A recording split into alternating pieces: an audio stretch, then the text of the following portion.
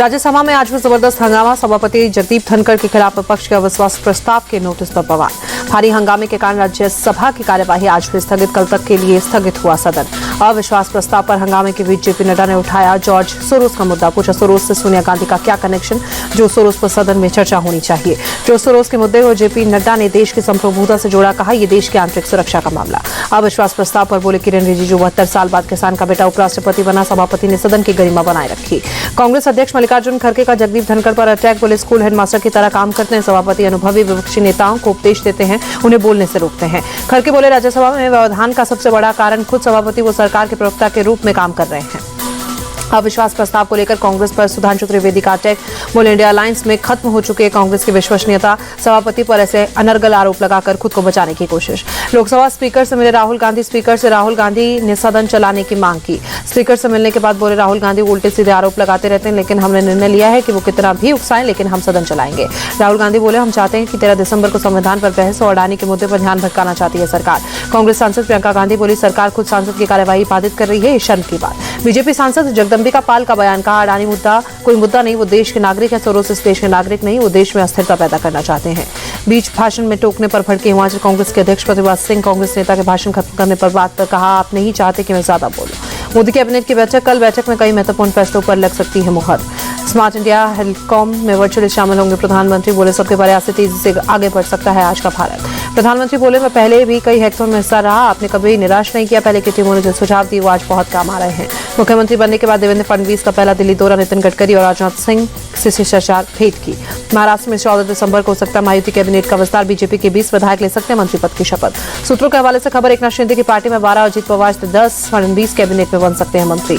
मुख्यमंत्री देवेंद्र फडणवीस के पास रहेगा गृह मंत्रालय, एकनाथ शिंदे को नगर विकास और अजित पवार को वित्त विभाग मिलने की उम्मीद। ईवीएम को लेकर विपक्ष के सुप्रीम कोर्ट जाने पर बोले गिरिराज सिंह, विपक्ष को जनता के जनादेश को स्वीकार कर लेना चाहिए।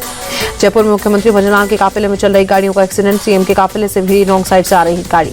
हादसे में 5 पुलिसकर्मी जख्मी, 2 की हालत गंभीर, घायलों को लेकर खुद अस्पताल पहुंचे मुख्यमंत्री। 14 दिसंबर को किसानों की दिल्ली कूच करने की तैयारी, आसपास के गांवों में किसानों से भी प्रदर्शन में शामिल होने की अपील।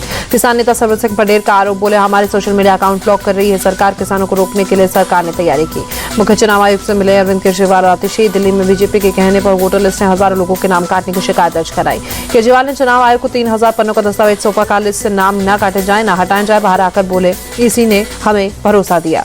शारदा मंदिर एलओसी टीटवाल कश्मीर में गीता जयंती समारोह का आयोजन, हवन का आयोजन शारदा बचाओ समिति कश्मीर ने किया। इस मौके पर रुद्रनाथ विशाल महाराज अपने अनुयायियों के साथ शामिल हुए। स्वामी नंदलाल घाट पर गीता पाठ का आयोजन, सेव शारदा कमेटी कश्मीर के प्रभु रविंद्र पंडित मौजूद रहे। भोपाल प्रशासन ठंड और कोहरे को देखते हुए स्कूलों की टाइमिंग बदली, जिले के सभी स्कूल 9 बजे के बाद खुलेंगे। झारखंड में जेएसएससी सीजीएल परीक्षा परिणाम रद्द करने की मांग को लेकर प्रदर्शन पर बोले बाबूलाल मरांडी, सरकार सच्चाई को दबाना चाहती है। जेएसएससी सीजीएल परीक्षा को लेकर बीजेपी नेता छप्पा सोरेन का बयान, विद्यार्थियों का भविष्य से जुड़ा, सरकार को इस पर संज्ञान लेना चाहिए। बस्ती कमलादेवी शैक्षणिक समूह संस्थान के छात्रों को सीएम योगी ने संबोधित किया, राष्ट्रीय शिक्षा नीति में शामिल कौशल विकास पर जोर। सीएम योगी ने बच्चों को दुनिया की तमाम भाषाओं के बारे में सामान्य शिक्षा देने पर जोर दिया, कहा भाषा एक बहुत बड़ा माध्यम बन सकता है। भोपाल में जल कल्याण पर्व और मुख्यमंत्री जल कल्याण अभियान का शुभारंभ, मुख्यमंत्री ने जारी की लाडली बहन योजना की 19वीं किश्त। भोपाल की सांस्कृतिक कार्यक्रमों के साथ अंतर्राष्ट्रीय गीता महोत्सव की शुरुआत, लाल परेड मैदान में 5000 से अधिक आचार्यों ने एक साथ किया श्रीमद् भगवत गीता का पाठ। भोपाल के मोतीलाल नेहरू स्टेडियम में बना गीता का वर्ल्ड रिकॉर्ड, मुख्यमंत्री मोहन यादव को सौंपा गया गिनीज वर्ल्ड रिकॉर्ड्स का सर्टिफिकेट। भारतीय रिजर्व बैंक के नए गवर्नर संजय मल्होत्रा ने कार्यभार संभाला, अगले 3 वर्षों के लिए बने हैं गवर्नर। पदभार संभालने के बाद आरबीआई गवर्नर संजय मल्होत्रा बोले बड़ी जिम्मेदारी, आम जनता के हित को ध्यान में रखकर सारे फैसले लिए जाएंगे। पीएम मोदी से मिला कपूर फैमिली, राज कपूर की 100वीं जयंती के लिए दिया निमंत्रण, 14 दिसंबर को राज कपूर की 100वीं जयंती। पीएम मोदी ने कहा राज कपूर का 100वां जन्मदिन फिल्म जगत के लिए स्वर्णिम काल है, राज कपूर ने दुनिया में भारत की सॉफ्ट पावर को स्थापित किया।